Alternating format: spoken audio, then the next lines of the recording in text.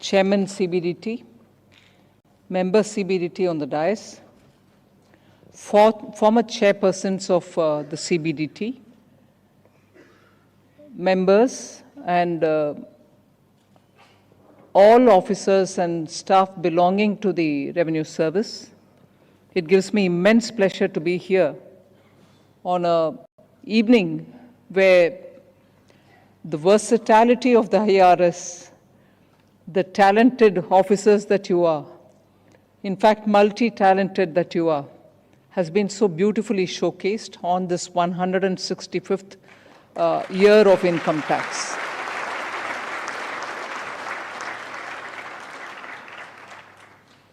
I probably am repeating a line which I've said once before. For those bees which go about collecting the pollen from the flowers so that the honeycomb becomes rich, full of dripping honey, so I would look at every Revenue Service officer who meticulously gathers every due legitimate taxation that we have to collect so that this country becomes endowed to take care of its people, to make sure that India is built in such a way that people of India can feel proud and also happy to live in a country which is well structured for this generation and for the coming generation. So for such a service, which meticulously ensures that the revenue is collected and collected in time, and it is safely given to the hands of the government, I express my deepest appreciation and honorable words which I'd like to share with you today on the occasion of the 165th year of income tax. So very well done, especially the data that the Revenue Secretary, data that the Chairman CBDT presented before you. The last 10 years have been very, very challenging, but yet you have proven with your consistent performance. For that, I appreciate each one of you. These 10 years were not just any ordinary 10 years. They were full of challenges for the country and for each one of you, because you had to function against very severe odds. But of course, you have crossed all these difficult phases, and today we are at a stage where we are able to quote the numbers that we want to quote, saying highest ever collection.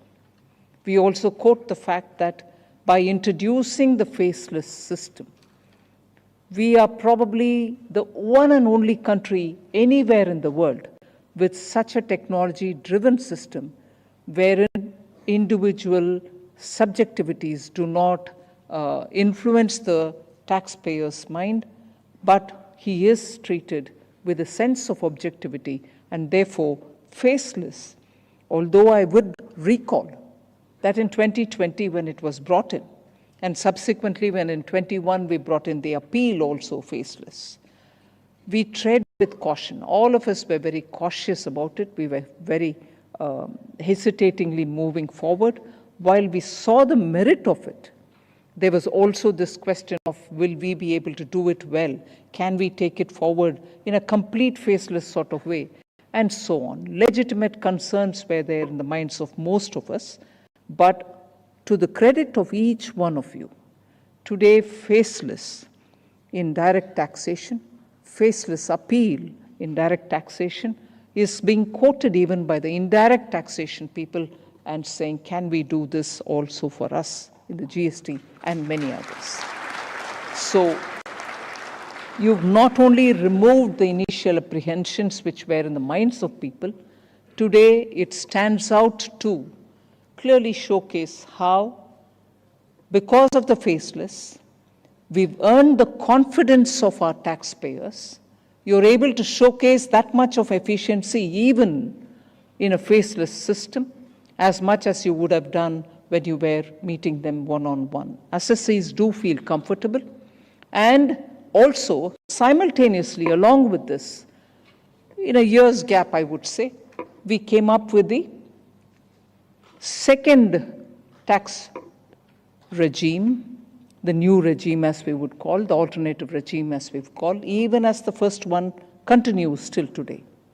And that showcased how a transparent, simple, easy to comply system could be brought. Otherwise, today, within 2 years of bringing it in, we wouldn't have had 72% of all the taxpayers moving to the new system. So last year, there was a lot of hesitation, and people wondered, is it attractive enough? Is it good enough? Is it simple enough? Are people actually moving? Today, I'm speaking in front of the media as much as I'm speaking in front of you.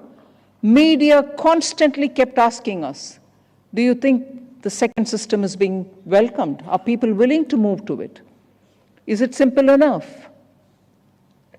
Today, the numbers speak for themselves. 72% moving from the old system to this very clearly shows that this has been now accepted as a very well thought through system, wherein the rates are simple, there are no exemptions, no compliance headaches, and therefore has become very attractive.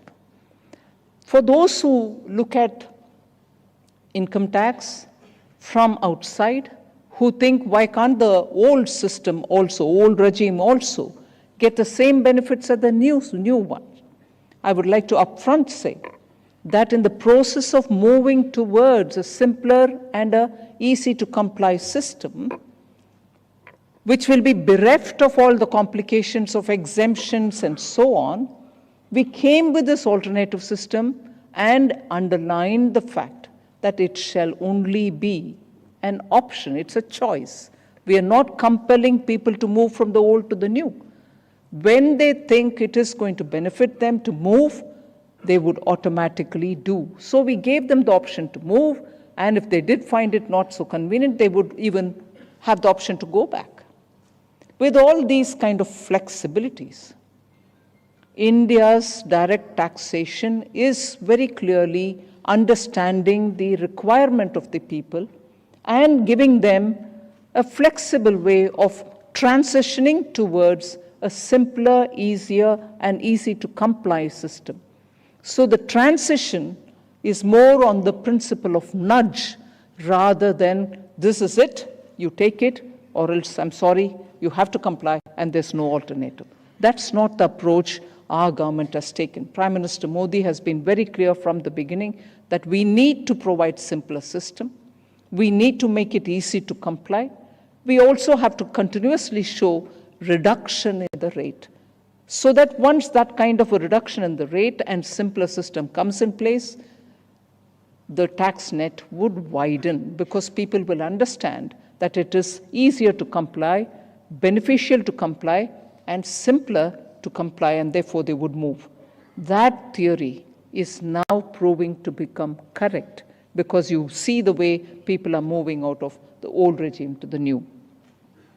So, having said all this, before I get into the details which are between you and us, it is more to start with on the 155th year of income tax. I'd like to thank India's honest taxpayers. The taxpayers are the ones who are making this country stand up and say it can face newer challenges, it can meet the aspirations of the people, and also deliver for those citizens who are unfortunate, who probably do not have basic necessities in life. So the welfare aspect of it, the development aspect of it, the aspirational aspect of it are all being met purely because India's honest taxpayers are the ones who are keeping this machine moving. And therefore, once again, at the cost of repetition, but with heartfelt thanks, I would appreciate and absolutely express my gratitude to every one of our taxpayers on this 165th anniversary of income tax. So I also equally appreciate the fact, because of the way in which we have come up with this second new scheme, and also in the way in which, because of faceless, You earned the trust of the taxpayer. The number of new net addition this year of taxpayers has gone up. That number also was mentioned earlier.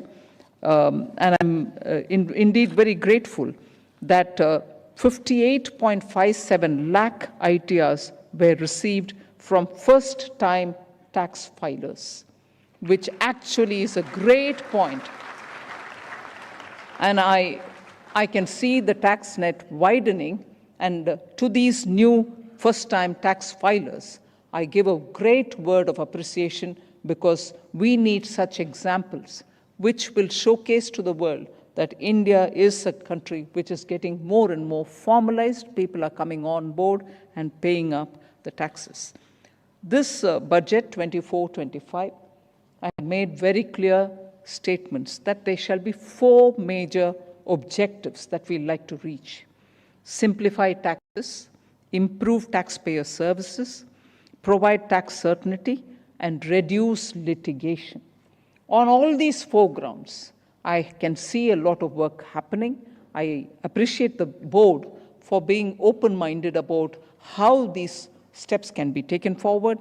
And with this announcement that which we've come up with, that within 6 months, we will have the tax code or the Income Tax Act, at least some parts of it very clearly, written in simple, easy to understand language. There is a committee within the CBDT which is working on it. And I'm happy to say the lines and the 3 goals which the Honorable Prime Minister had mentioned: seamless, painless, and faceless, will be kept in mind even as we are working on it. Improving taxpayers' experience is something which I would want each one of you all to pay some more attention, because only after the taxpayers have realized that there is ease and flexibility and simplicity which is being offered, like in the new tax regime, people are willing to come on board and comply. There should also be that approach in the rare occasion when you'll have a one-on-one interaction with our assessees. So I think it is important for the language that is used in our tax notices. This is a point on which I would certainly want the Revenue Secretary, the Chairman of the CBDT, and each one of you all to pay some attention. The language that you use in notices, tax notices, or letters, pardon me for saying in this language, but I want to express it, because I'm sure you know, heart of hearts, that is the reason why there are a lot of questions, and then you give clarifications, and then you issue frequently asked questions for which you give answers. You can avoid all that if the language that you use in tax notices and letters are not so convoluted and are not too technical. After all, the taxpayer can belong to any domain. He can be a non-governmental organization working to help better sanitation in the village. He can be a college lecturer teaching English or history or Telugu or Hindi. He need not understand the technical language with which you're an expert in the domain. So if your notice also has to showcase your language, it can frighten the assessee. So I would think it is important that your letters become simpler in its language, devoid of technical words, so that an average taxpayer understands what you are really asking him to do. You may just be asking him for a clarification. But when it comes with that whether, notwithstanding, if, and but, and commas, and, by the law, whatever section, so and so, he would rather seek his auditor and lawyer than answer you directly. So I would say, can we explore issuing simple, easy to understand notices so that our communication is accessible? And also, each time such notices go, can you also please explain the reasons behind any action taken, and also the reason behind why the notice has to go in the first place. So it can immediately give a comfort to the person who receives it, saying, all right, he wants this notice to be taken for only an explanation that I have to give, I'll give it. Instead, if there is a technical language couching a lot of points, it is left to this man who's already worried as to why he got this letter to start imagining, saying probably it means a lot more than what is written there. So I would honestly say we should look at simpler ways of talking and communicating with our assessees. Also, grievance redressal is a major issue. In fact, I was mentally, as I was seated there, thinking in terms of just making my speech simpler by saying 2 things on the side of the assessee and 2 things on your side.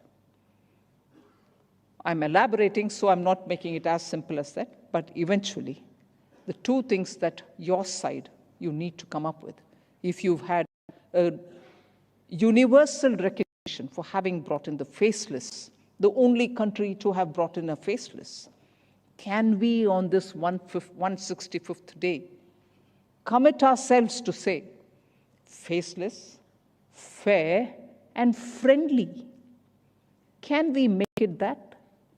Faceless, you are already, and you've got global recognition for it. No other country has come up with a complete faceless way of dealing with their taxation. You are the leaders in it. But can you also give a message that beyond being faceless, we are fair and we are friendly? I would honestly want 166th anniversary next year to say, I would like to hear the Revenue Secretary and the chairman of the CBDT to say, last year we recognized that globally we were the only country to have given a faceless regime. Now the global buzz is that we are the most friendly and we are also the most fair. Please aspire to reach that milestone. I would think in this 165 years, you still have more of the days with the British and less with free India. Am I right? 77 years with free India, and still you have those years with the British. You don't need to wait for it to cross the threshold. You should now be able to say that we look at Indian citizens with great trust. We will definitely legitimately collect what is due, but we'll do it with fairness and friendliness. I hope this little request is not mistaken as though, there can always be fair. I mean, there can always be people who will interpret it as saying, oh, did the finance minister imply? And I'm sure it'll already pound the social media, saying, did she imply that the income tax is unfair? Not at all. No, not at all.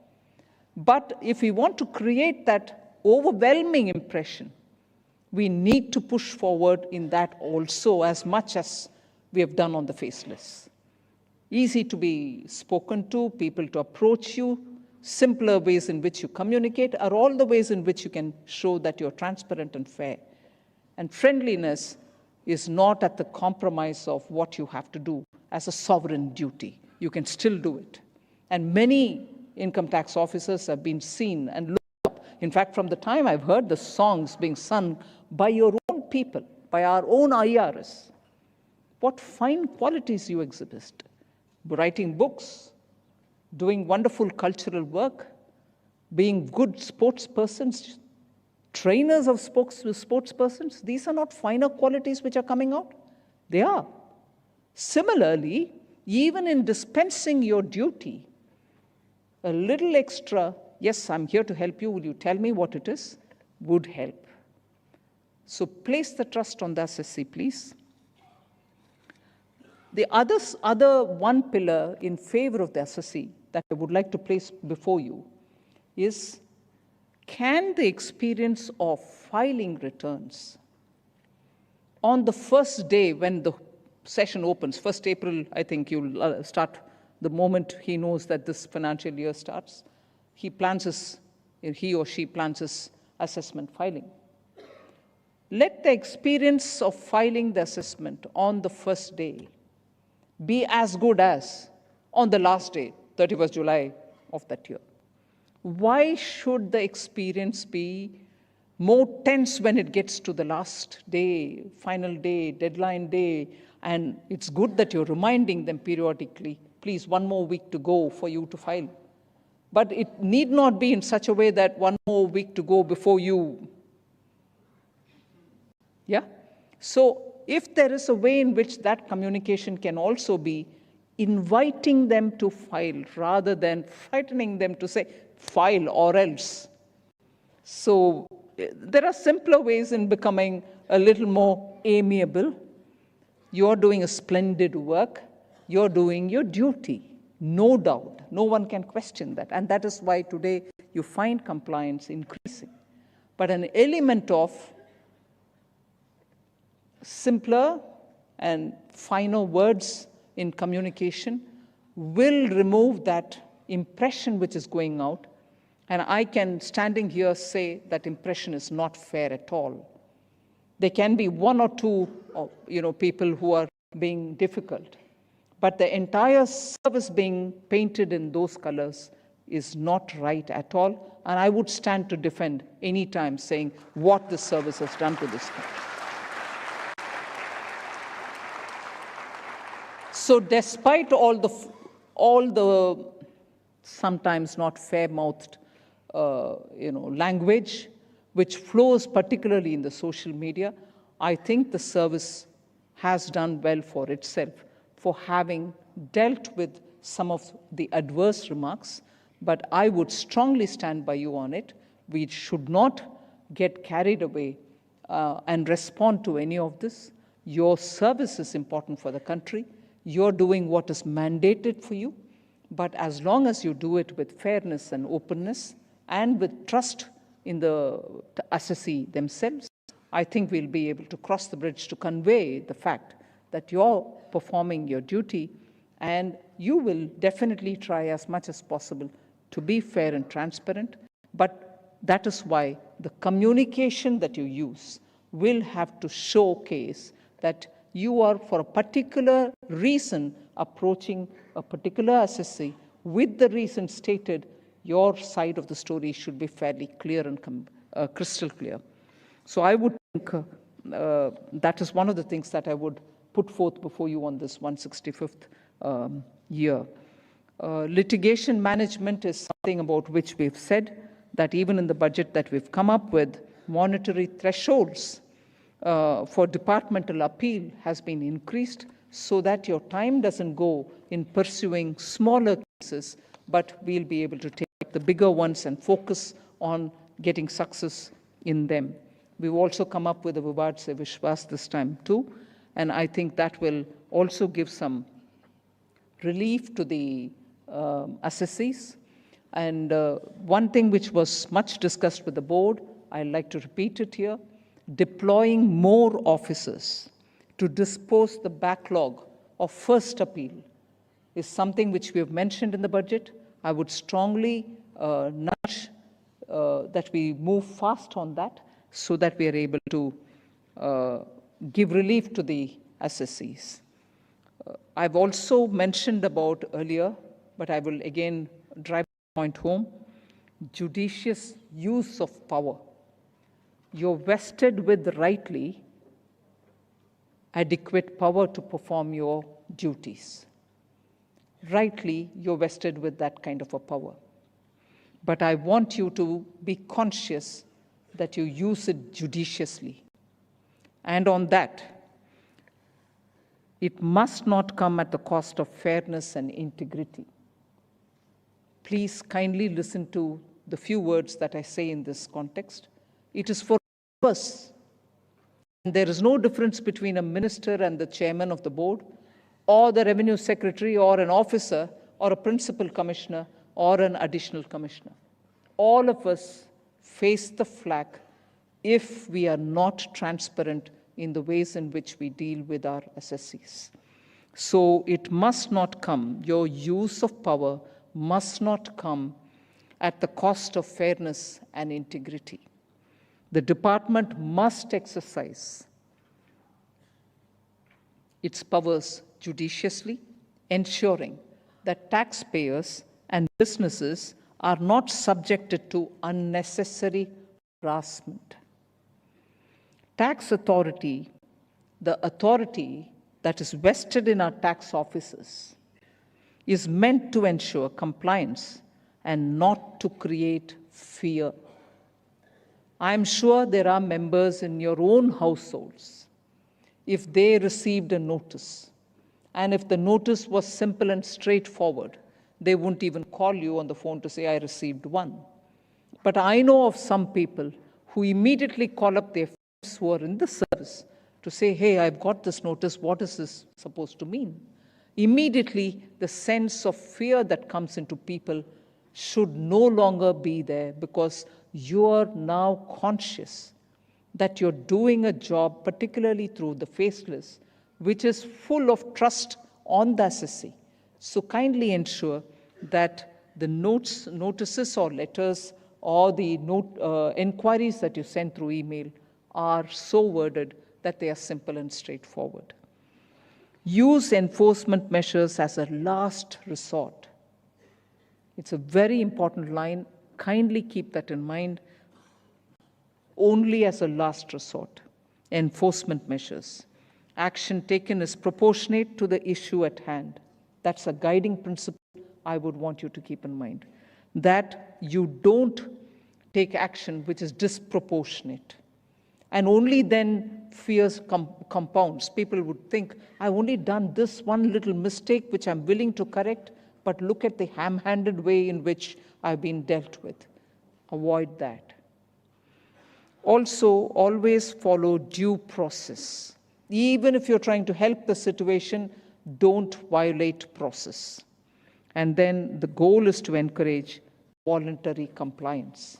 So I take this opportunity to give you these probably well-known guiding principles, but I'm using this occasion to remind you, because we are at a stage where sometimes even a good performance is being misunderstood.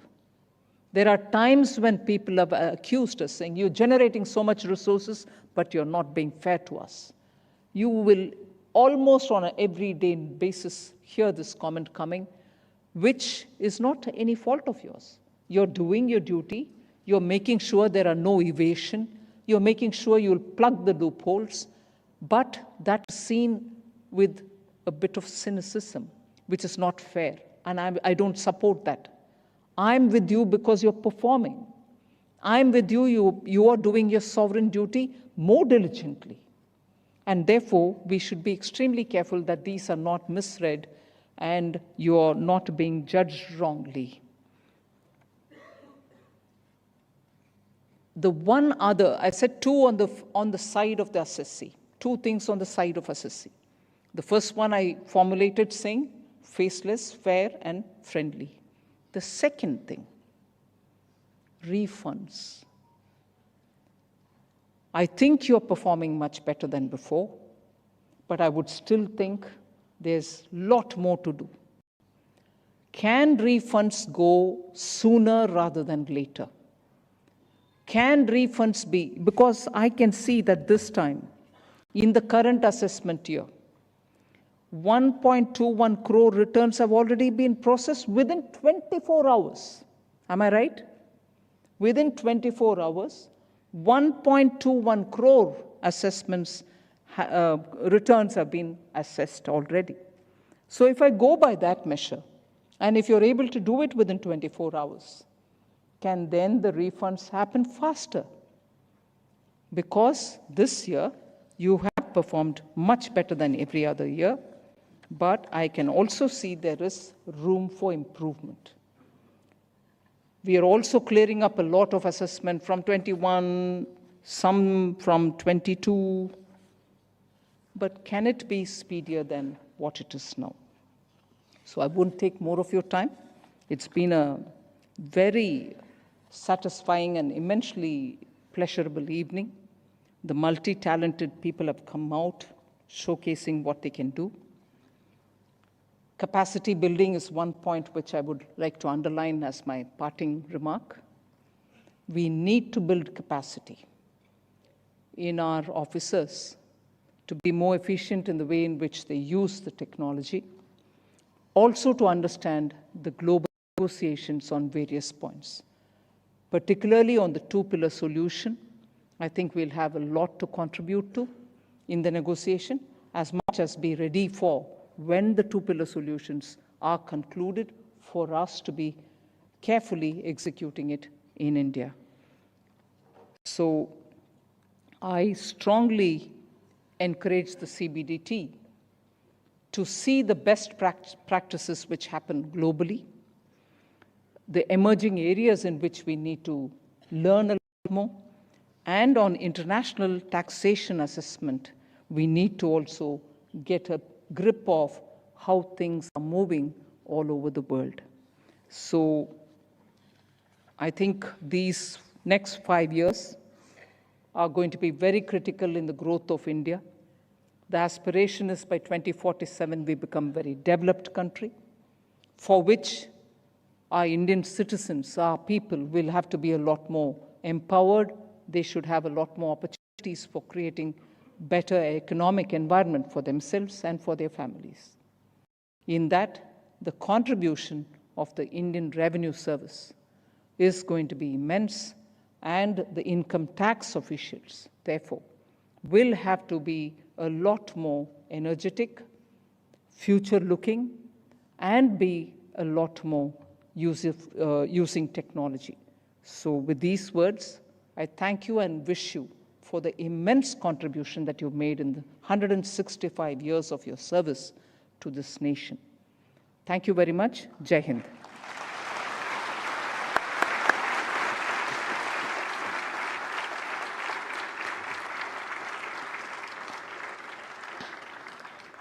आपके इन प्रेरणादायक शब्दों के लिए कोटि कोटि धन्यवाद महोदया। हम आपको आश्वासन दिलाते हैं कि आपके मार्गदर्शन और करदाताओं के सहयोग से हम इस विभाग को सफलता और सेवानिष्ठा की नई ऊंचाइयों पर ले जाएंगे। As we come to an end of this wonderful evening, I now request Member Taxpayer Services and